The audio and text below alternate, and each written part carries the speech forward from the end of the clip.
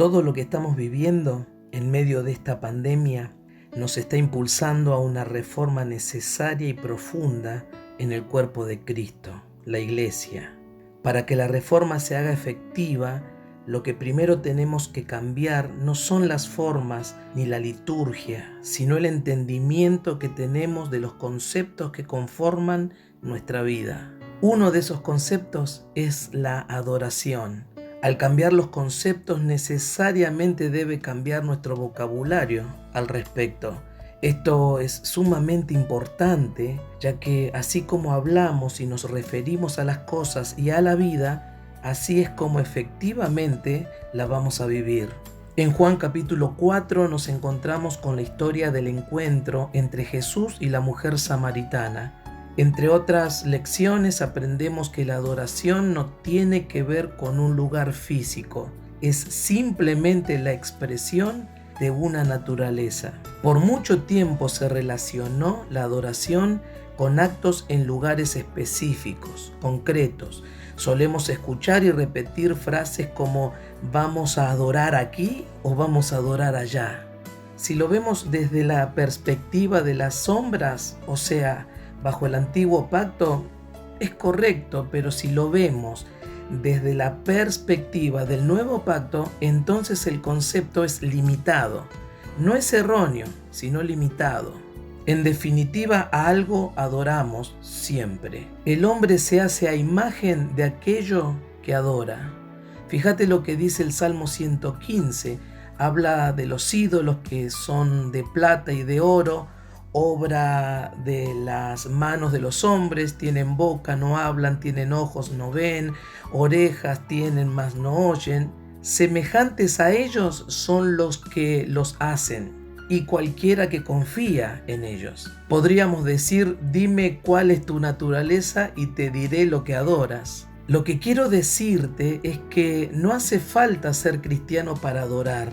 Todos, en definitiva, adoran algo. Ahora, hay cosas en la vida que son enseñables y otras que se manifiestan porque tenemos vida física, natural. Ejemplo, yo puedo enseñarle a mi hija a hablar, la puedo guiar, educar para que crezca con una educación saludable, tener valores, etc. Pero no puedo enseñarle a crecer o a respirar. Son consecuencias ineludibles de haber nacido. Su cuerpo crecerá, respirará, se oxigenará, pestañeará, todo porque sencillamente tiene vida. En el Evangelio, lamentablemente, muchas veces se han enseñado cosas a las personas por no ver las manifestaciones naturales en ellas. Y se llegó incluso a obligarlas a hacer ciertas cosas que no le nacían, porque lamentablemente pusimos nuestra mirada en lo externo y no en lo interno. Estoy convencido que una de esas cosas es la adoración. Por eso esta reflexión. Hicimos congresos, escuelas, talleres y lo que generamos quizás sin darnos cuenta en las personas es que simplemente incorporaron una manera, una forma, una cultura propia de hacer las cosas. En este caso, adorar. Enseñamos palabras en hebreo, en griego, por qué hay que levantar las manos, por qué hay que arrodillarse, por qué hay que cantar, expresarse, etcétera, etcétera. Cuando en realidad todas estas cosas simplemente deben ser o no consecuencia de haber nacido de nuevo.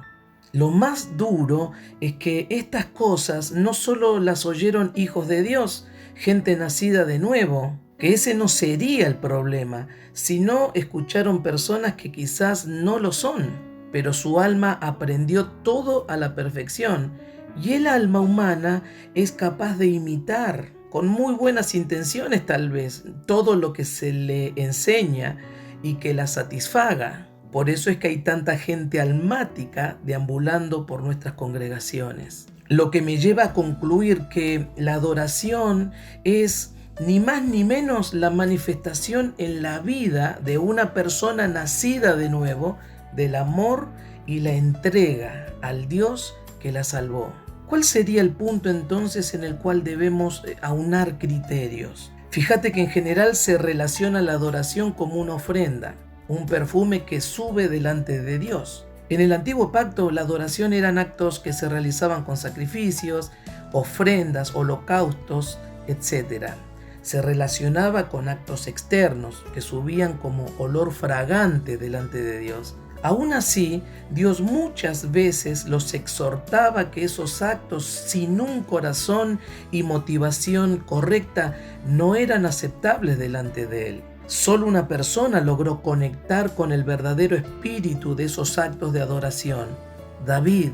La etapa de su reinado fue de 40 años, donde él pudo experimentar un mover que llegó al corazón de Dios. David rompió con todas las pautas que Dios había armado hasta ese momento.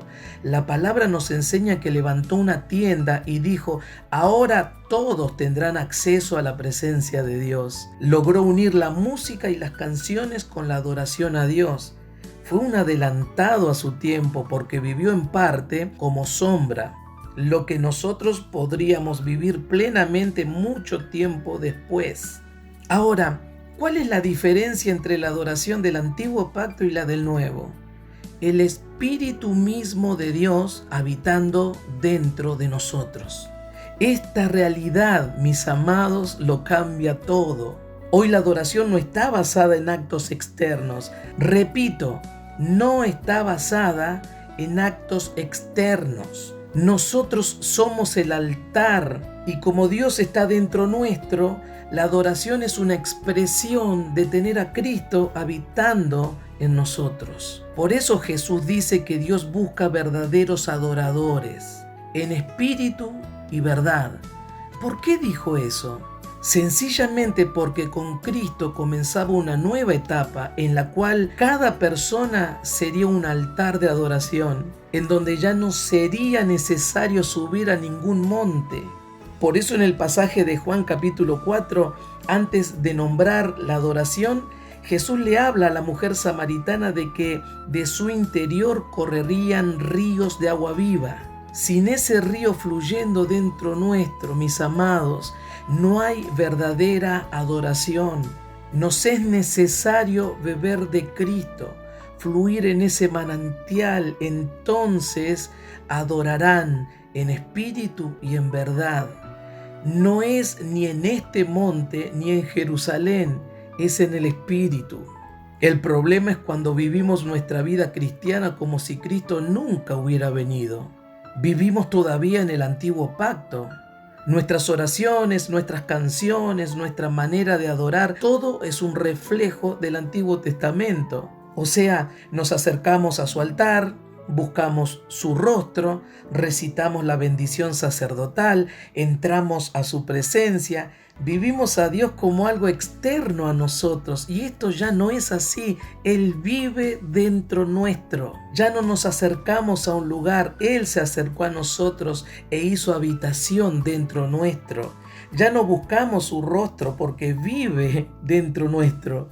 Ahora no entramos a la presencia. La presencia de Dios entró a nosotros y vive. En el antiguo pacto las personas se relacionaban con Dios, pero en el nuevo pacto tenemos intimidad, somos uno con Dios.